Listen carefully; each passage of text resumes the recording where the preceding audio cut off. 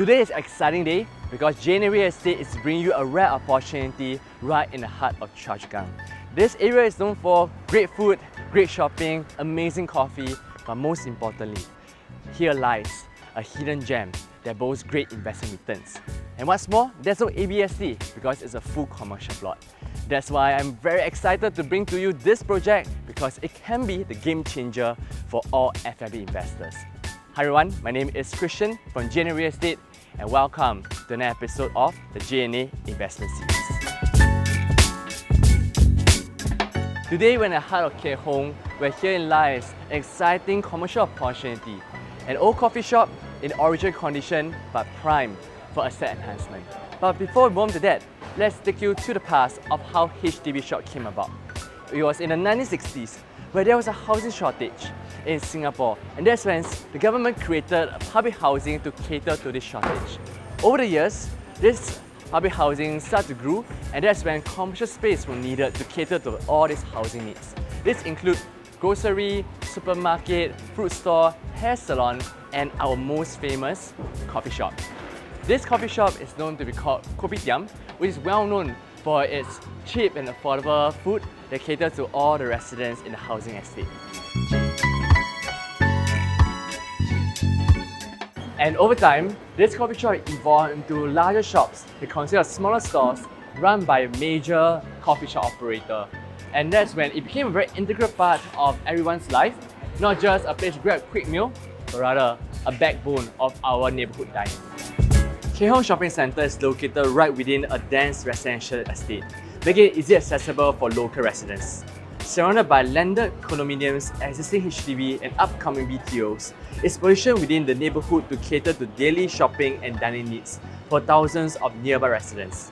The coffee shop is close to several amenities like supermarkets, schools and essential services like hair salons, laundry services and clinics.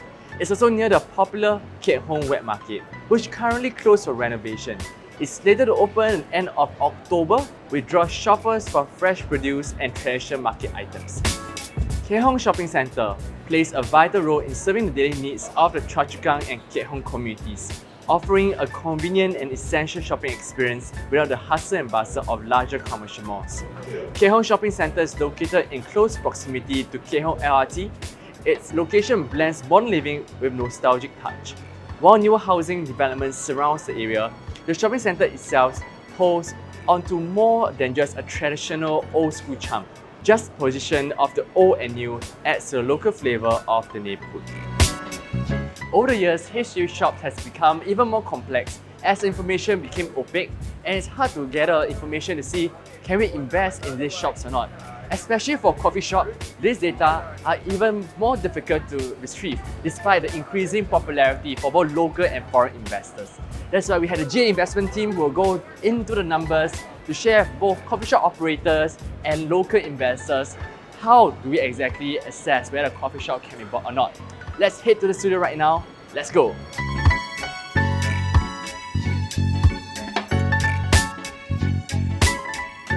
So yes, we're back to the studio once again with the investment team. And today we have Justin, our commercial expert, who will share with you how do we dissect the value of coffee shop. At the same time, how can we increase the yield to be able to sell at a higher price. And of course, before we start, disclaimer, okay, all this information presented is meant for general public knowledge. Okay, if you want to do a more detailed analysis, we have our investment team behind the scene to churn out numbers to make sure they get the best deal. Okay, without much further ado, Justin, bring us through. Hey Chris, thanks for having me here. I think it was really nice looking through you going through the history of HDB Shop House, right? And today I'll be just going through more about what type of HDB shop houses are there and what are the restrictions if there's any. Yes. Yeah. So generally HDB shop house, there's two main category. One is the HDB shop, right? Pure HDB shop, and another one will be HDB shops with living quarters. So you have a additional residential component, usually it's a 3-room or 4-room HDB flat. Yes. Right? So for the HDB shops itself, there is generally all the common retail use that you have, such as like clinics, retail shop, bakeries, etc. Then of course we have the term that is more rarer to get, which is your supermarket as well as your HDB coffee shops, which we will be diving into later. Yes, indeed. So for HDB shop house, you can see from the master plan that they are usually the ones in pink color, which is residential with commercial at first story. And then the other areas, they are all those HDB flats lah. And one thing to take note is, from what I know, HDB shop houses, there's no more supply. The government will not come up with a brand new HDB shops in general to sell. Yeah. Okay. And most of them, if they want to, it will be like 30-year lease. So Correct. this actually increase the rarity of such products. Yeah. Yes. We'll touch on that later in terms of seeing the supply and demand later in this video. Definitely. Yeah, so this is an example of how HDB shops look like. I mean, for those that don't know, right? So those that we have living quarters usually come attached with a 3-room flat on top. Right, as you can see from the picture. Yes. And then the HDB shops, which is the trading area, are generally your clinics, your laundromat, etc. Yeah. So Justin, are there any restriction when it comes to buying a HDB shop by a company or a foreigner?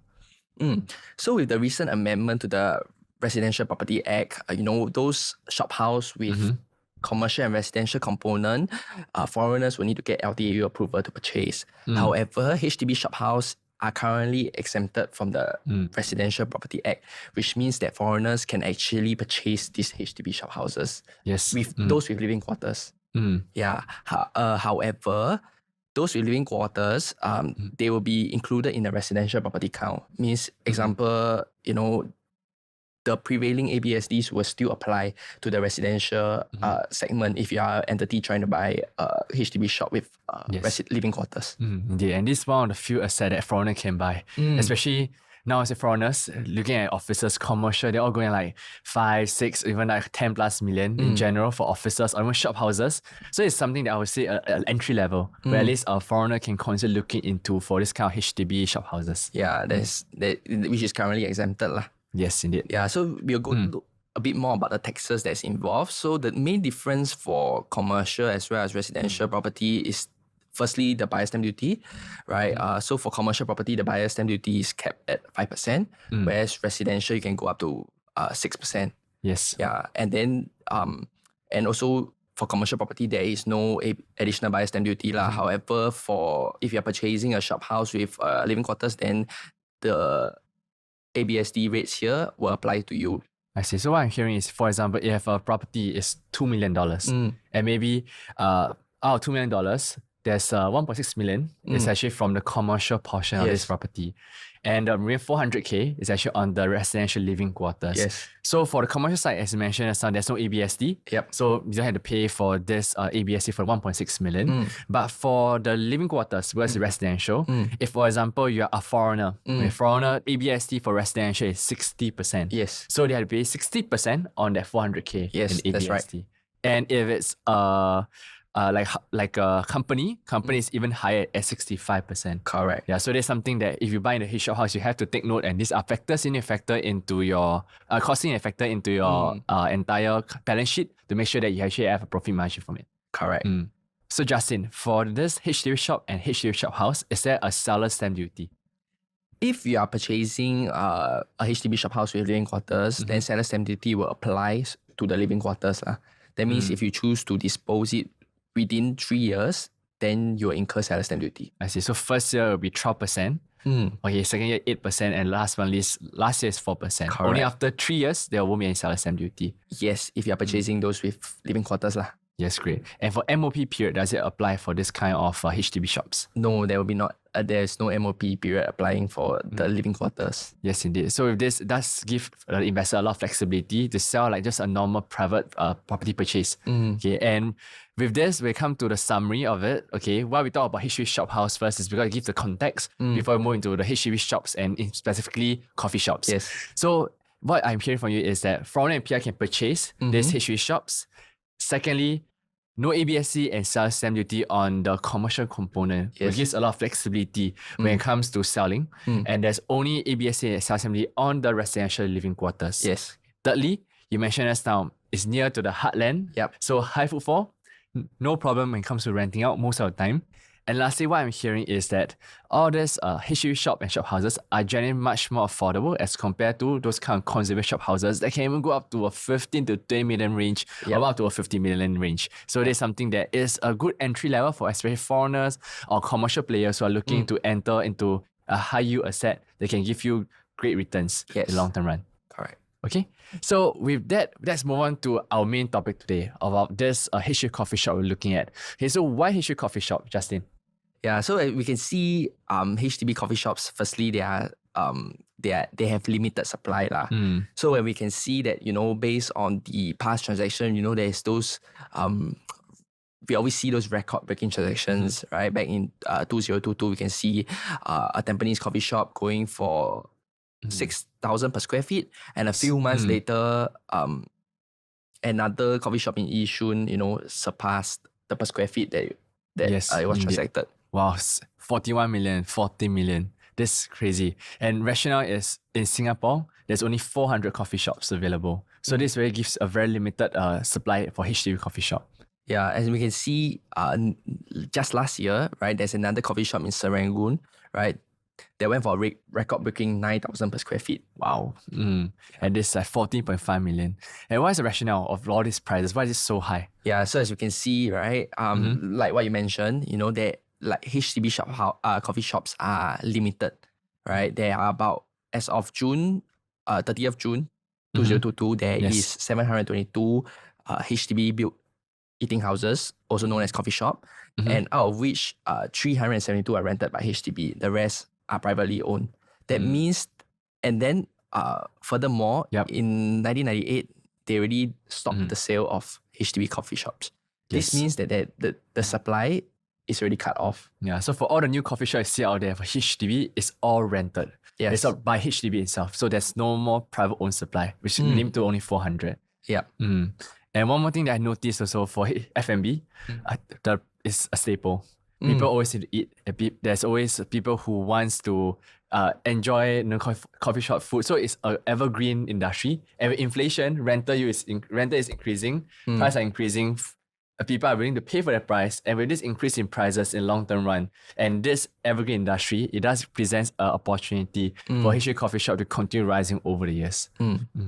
So today we're bringing to you this very interesting project. Okay, an entry-level coffee shop, not the 40, 50 million range, but within a 15 million range that is of a palatable quantum, people can accept with high rental capability. So there's something that we need to look at this location by itself. We went through the usual, what you see in Keat Hong, but right now on the master plan, we have different colors, which Justin, can you bring us through?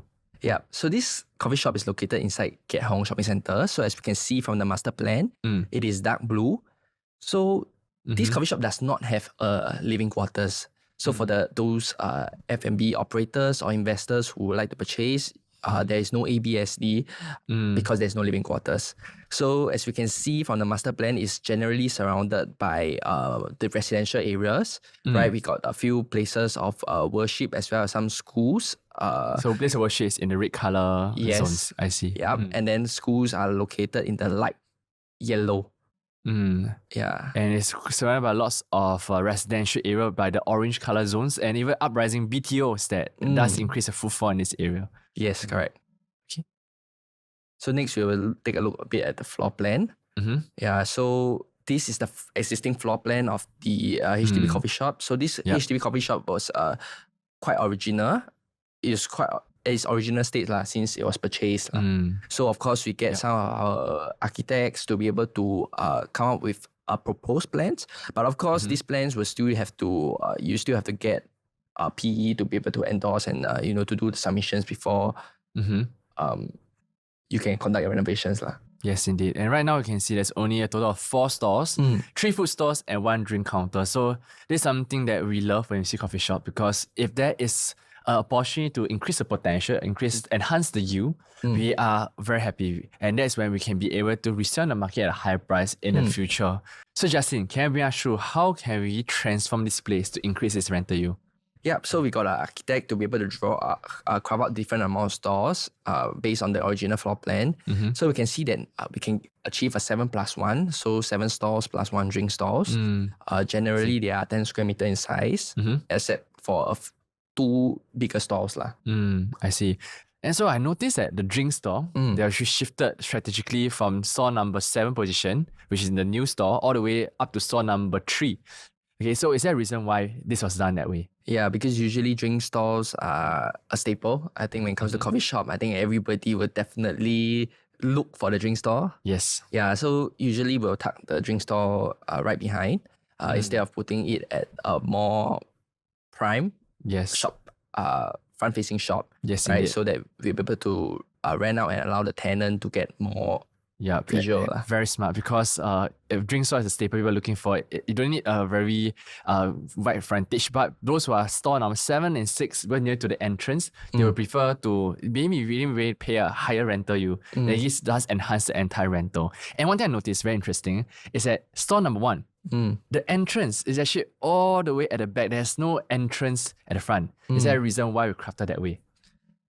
Yeah, the reason why we crafted that way is so that we'll be able to get more frontage, right, for store number 2. Yes. And then, of course, like store number 1 suits users such as like your zi cha, right, where you don't need to have a front-facing shop. Yes. Right, you just need a kitchen to be able to whip out good dishes for the customer. A hidden restaurant that is at the back. You just need like a smaller space at front where someone will just be holding the menu and passing to you. So this is really something that we need to look at when it comes to enhancing the U rather than just crafting out stores and wasting store spaces. But zi cha itself is a very unique trait.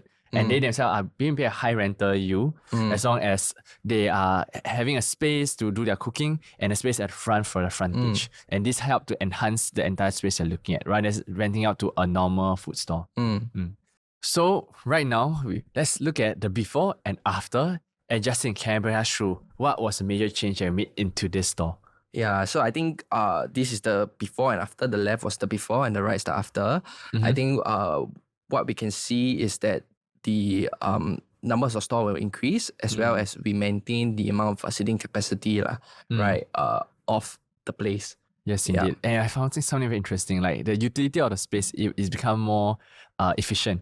Because right now, instead of a very big drink store counter with right frontage, you are cutting into at least 2 stores that can help to increase the rental per store. Because at the end of the day, people just need a space to cook. People just need a space to serve. And if it's something brand new, people may be willing to pay a higher rental for the same utility of a similar space. Yeah. So, I mean, ultimately, we, of course, with the changing requirements of the F&B space, of course, today we are able to come out with slightly more stores.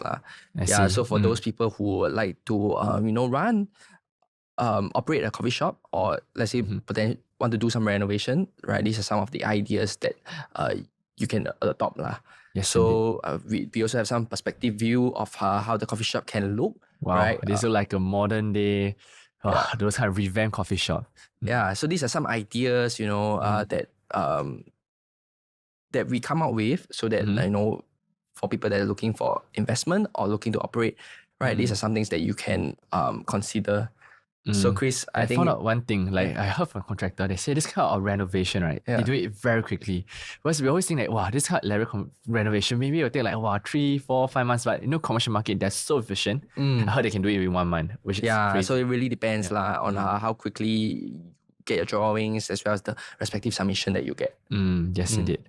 So Chris, maybe you just take us through of what are the returns that we can get. All right, sure. Okay, shop. So what we did over here is that we understand from an operator perspective, like what are the rental they can actually fetch if they rent out to individual tenants. So for store 1, for example, you can see most likely it's a zi cha store, all the way at the back end where they use for a kitchen.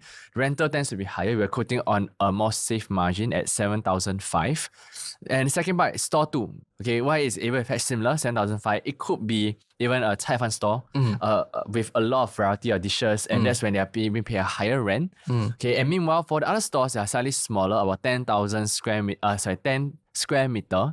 These are the one that I'll be fetching a lower rent, about 4,700 on average. Okay, and last but not least, we have the drink store. Okay, drink store. I just found out from the videographer and talking to people on the ground, they have high profit margins. Very high, because they could be fetching even close to 20-30K revenue per month. And that's why they are willing to pay a high premium for potential rent. Okay, or some cases, even a coffee shop operator they themselves, they run it because the profit margin is high. Yeah. So with this, you can go up to 9,500, even close to 10,000, adding up to about 48,000.